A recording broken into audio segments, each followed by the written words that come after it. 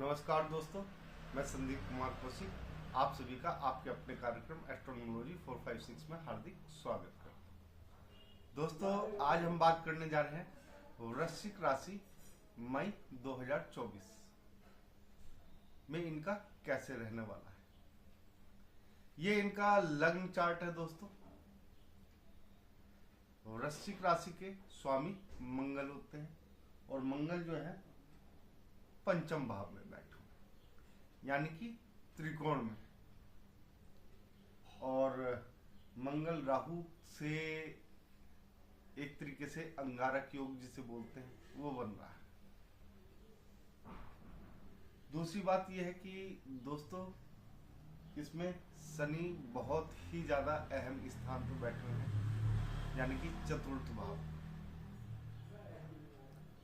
तो दोस्तों हम अपना वीडियो चालू करते हैं। दोस्तों जैसा कि आप देख रहे हैं, प्रथम भाव शनि की 10वीं दृष्टि है, गुरु की 7वीं दृष्टि है,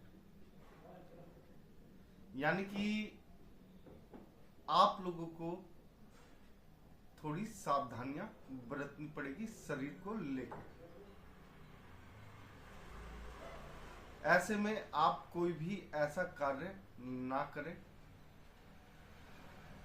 जिससे आपके शरीर की क्षति हो सकती है, यानी कि तेज वाहन वगैरह ना चलाएं दोस्तों। अगर कोई रोग पकड़ लेता है और शनि होता है तो वो लंबा खींचता है। आपके जो स्वामी है वो मंगल है और त्रिकोण में बैठे हुए हैं, तो थोड़ा सा मंगल जो है इस चीज को कंट्रोल करेंगे, लेकिन इतना भी कंट्रोल नहीं करेंगे। अपने गुस्से पे आप लोगों को बहुत ज्यादा काबू पाना होगा दोस्तों।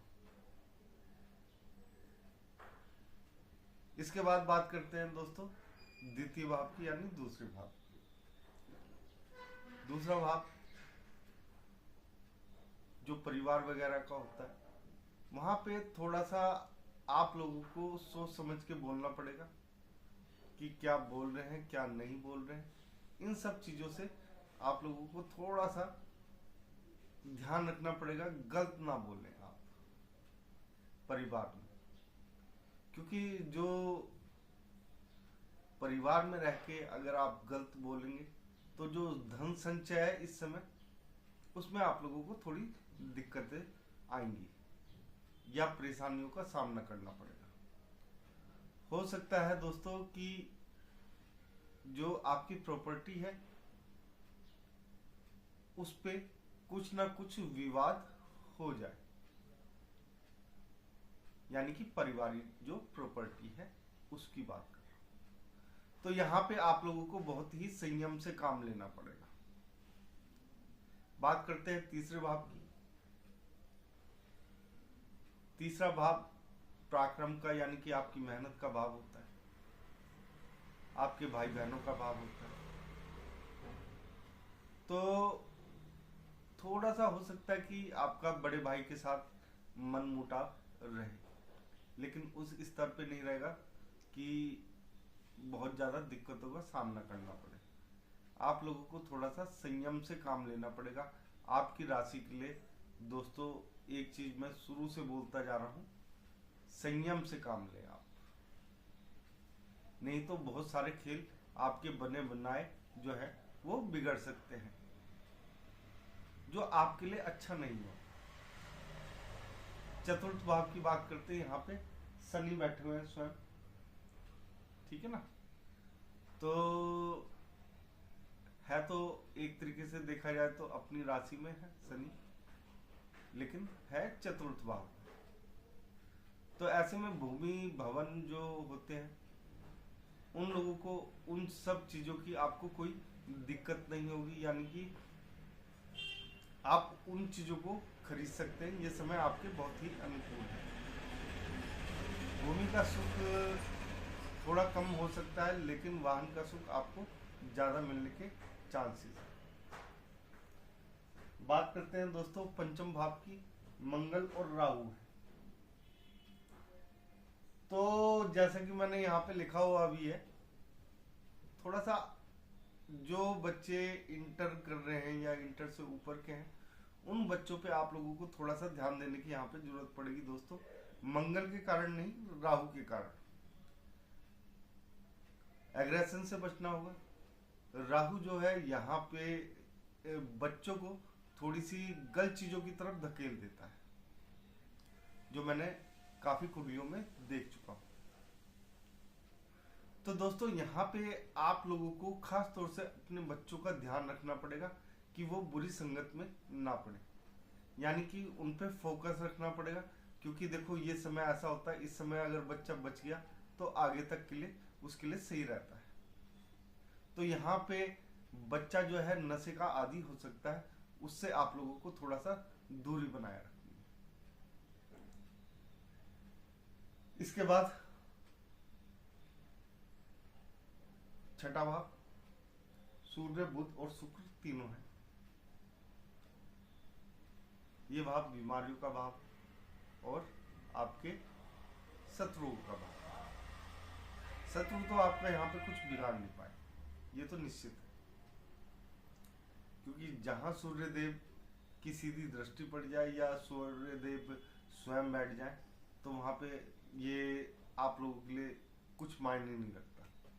आप अपनी वाणी से ये सारे मामले जो है बहुत ही आसानी से सुलझाते हुए दिखेंगे। थोड़ा सा आपको जिस चीज का ख्याल रखना पड़ेगा वो है दांतों का। दांत यहाँ पे आप लोगों को थोड़ी सी दिक्कत दे सकते हैं आपके, ठीक है। और साथ ही साथ थोड़ा सा ध्यान आप लोगों को अपनी बॉडी पे देना पड़ेगा। छठे भाव में जब शुक्र आते हैं तो थोड़ा सा बॉडी एक तरीके से रूखी टाइप की हो जाती है, खुजली वगैरह इस जो होती हैं छोटी मोटी बीमारियां, तो वो लग जाती हैं। स्किन प्रॉब्लम जिसे बोलते हैं, जैसे स्किन रफ हो गई है बहुत ज़्यादा ड्राई, या खुजली हो गई है, ठीक है, दाद वगैरह हो गए, तो इस तरीके की बीमारियां जो है आप लोगों को उनसे बचना पड़ेगा थोड़ा सा। बाकी यहाँ पे कोई खास ऐसी दिक्कत नहीं।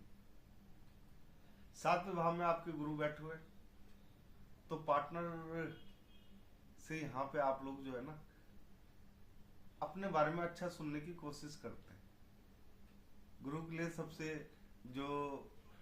सबसे बड़ी कमी कह दीजिए तो वो यही है दोस्तों कि गुरु जो है ना अपनी तारीफ सुनना बहुत पसंद करते हैं अपने पार्टनर से।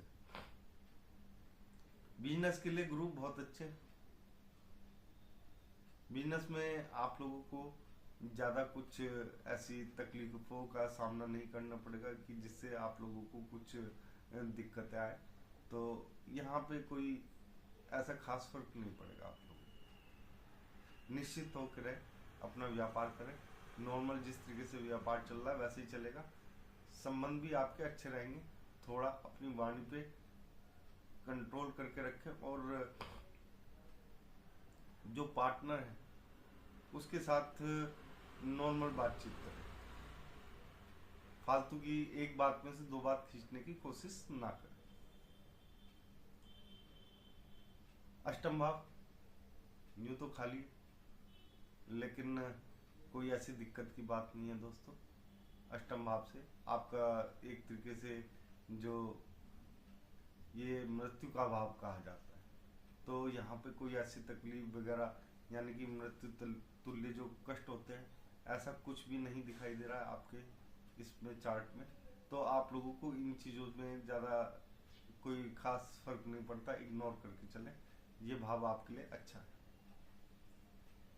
बात करते हैं दोस्तों नवम भाव की।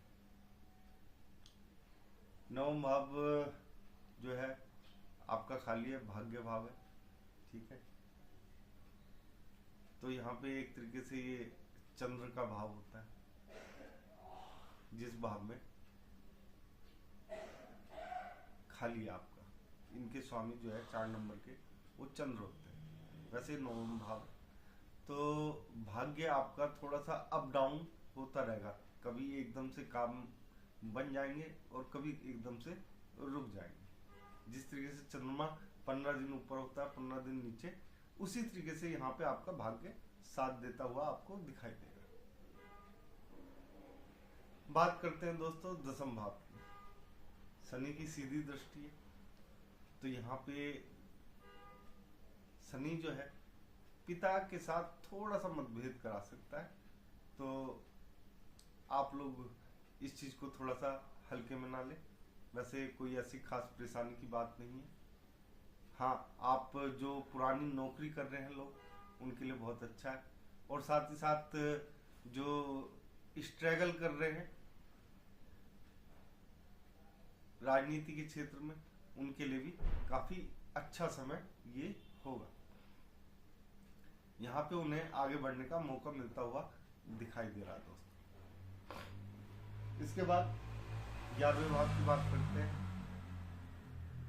11वें भाव में केतु बैठे हुए हैं और राहु की भी दृष्टि है।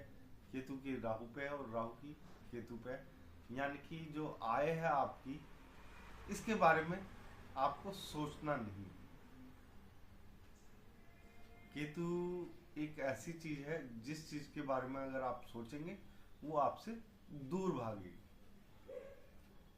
अगर आपको अपनी आय बढ़ानी है और आय पे आप लोगों को फोकस रखना है, तो उस पर फोकस ना करें। कहने का अर्थ यह है कि दोस्तों आय के संबंध में आप लोगों को कुछ भी फालतू सोचना नहीं है, क्योंकि यहाँ पे केतु बैठा हुआ है। केतु जिस भी भाव में बैठता है, अगर आप उसके बारे में सोचेंगे तो वो आपसे दूर जाएगा। अगर आप नहीं सोचेंगे तो वो आपके पास रहेगा, आपकी सपोर्ट करेगा। आपके जिस भाव में बैठा हुआ है केतु, उसे आगे बढ़ाएगा। यानी कि आय के भाव में आप लोगों को सोचना नहीं है। अगर सोचोगे तो दिक्कत आएगी, और नहीं सोचोगे तो आय बढ़ती जाएगी। अब दोस्तों करते हैं 12वें भाव की बात। 12वें भाव में सूर्य, बुध और शुक्र की सीधी दृष्टि। इन तीनों ही जो ग्रह है, इनकी मात्र एक ही दृष्टि बताई जाती है, 7वीं दृष्टि, यानी कि सीधी दृष्टि। तो 12वें भाव में व्यय का भाव है, सीधी दृष्टि है, वाणी का व्यय है। मैंने पहले ही बताया, आपको शुरू से बताता हुआ चल रहा हूँ कि अपनी वाणी पे आपको संयम रखना पड़ेगा। वो इसी कारण से बताता हुआ चला हूँ दोस्तों कि बुध की जो सीधी दृष्टि है वो 12वें भाव में, यहाँ पे वाणी का व्यय होता है, यानी कि आप गलत बोल सकते हैं किसी को, तो उस चीज से आप लोगों को पीछे हटना है। सूर्य यहाँ पे जाके दानवीर कर्ण के समान हो जाते हैं, यानी कि राजा जो देने वाला होता है, हर व्यक्ति को देने वाला होता है, चाहे भाई बहन हो, चाहे माता पिता हो, चाहे कुछ भी हो। अगर सूर्य यहाँ से देख रहे हैं या यहाँ पे स्वयं बैठे हुए हैं, तो ऐसा व्यक्ति जो मेरे को लगता है दोस्तों, उससे बड़ा दानवीर होता नहीं है। यानी कि वो अगर उसकी जेब में पैसे हैं तो, और उसे लगता है कि हाँ सही व्यक्ति को मैं दे रहा हूँ, तो इस तरह की प्रवृत्ति होती है लोगों की, जिनके भी 12वें भाव में सूर्य आया। तो दोस्तों यहाँ पे दानवीरता आपकी अच्छी है। थोड़ा सा आपको जो आपकी वाणी से उससे बचा के रखेगा। शुक्र की भी दृष्टि है, यानी कि आप जो है ना बेफालतू की चीजों में पैसा खर्च कर सकते हैं, उनसे आप लोगों को सावधान रहना पड़ेगा। दोस्तों अगर आप लोगों को हमारा ये छोटा सा कार्यक्रम पसंद आया है तो ज्यादा से ज्यादा लाइक करें, शेयर करें और हमारे चैनल को सब्सक्राइब करना ना भूलें। जय श्री राम।